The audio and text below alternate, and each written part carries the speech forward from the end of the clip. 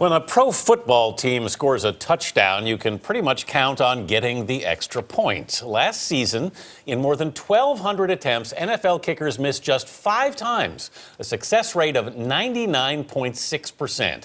So the league is considering a big change. Instead of the 2-yard line, extra point tries would be made from the 25, making it a 43-yard kick. There are other proposed rule changes in pro sports, so let's talk about them with John Feinstein, a host on CBS Sports Radio, columnist for the Washington Post. He's also the author of Where Nobody Knows Your Name, Life in the Minor Leagues of Baseball. He joins us from Washington. Good morning, John.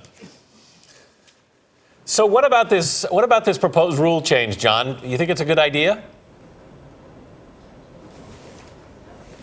You just cited the statistics, and kickers have gotten so good in the NFL now that even if they have to kick the extra point from 43 yards, they'll still make it most of the time, just not 99% of the time. It will also bring more strategy into the game, because if you're kicking a 43-yard extra point, you might consider going for a 2-point conversion where you would snap the ball from the 2-yard line. I like the idea of anything that adds to suspense and adds to strategy in any sport. You know, I want to ask you about Roger Goodell's idea, though. He's basically saying, why not just take away the point and make the touchdown worth 7 points? Is that a possibility?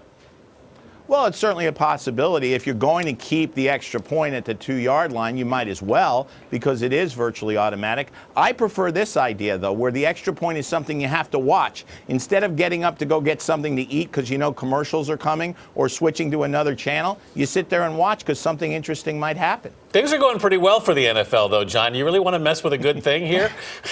One of the reasons they're going so well, Anthony, is because the NFL has done a better job than any sport in moving ahead and constantly being willing to change their rules and do things to make the game better. Several years ago, the games had gotten too long, so they changed the rules and made the game shorter, made them move along better. They've done that better, I think, than any sport. That's part of the reason for their success. Well, when you look at other pro sports that have made changes, the NBA 30 years ago introduced this 3-point shot.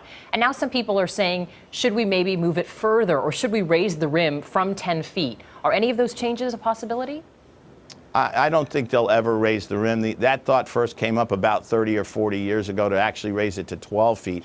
I think it's perfect right where it is, because not everybody can get up above the rim, although a lot of guys can. It makes for very good basketball where it is. The 3-point shot is always in question because shooters get better and better. What I really think should happen is the colleges should move their line out to the same spot as the NBA line, because college shooters nowadays are just about as good as NBA shooters, and they make the 3-point shot so frequently, it's completely changed the balance of the game.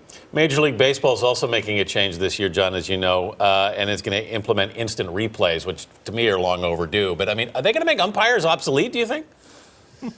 Nothing will make umpires obsolete, Anthony. They still have to call balls and strikes, and they still have to, at times, get yelled at by managers, which is entertaining. We're going to see a lot less of that because of the replay rule. But I think that you're right. This is long overdue. There are too many calls that are missed in baseball. And by going to this replay, they should get most of them right. There'll still be people fighting over balls and strikes, though. That'll be part of baseball forever. Oh, that's good. You like the strategy. I like the fighting. But what about sports history? If we change any of these goalposts, doesn't that change history and how we can compare athletes?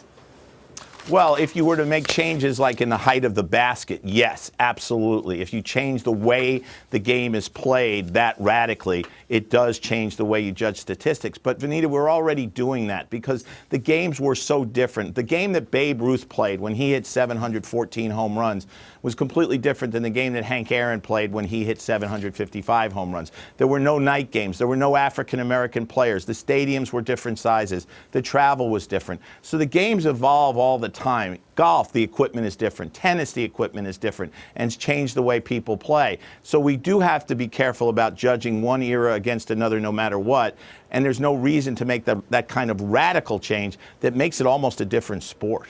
Interesting debates. John Feinstein in Washington this morning. Thank you.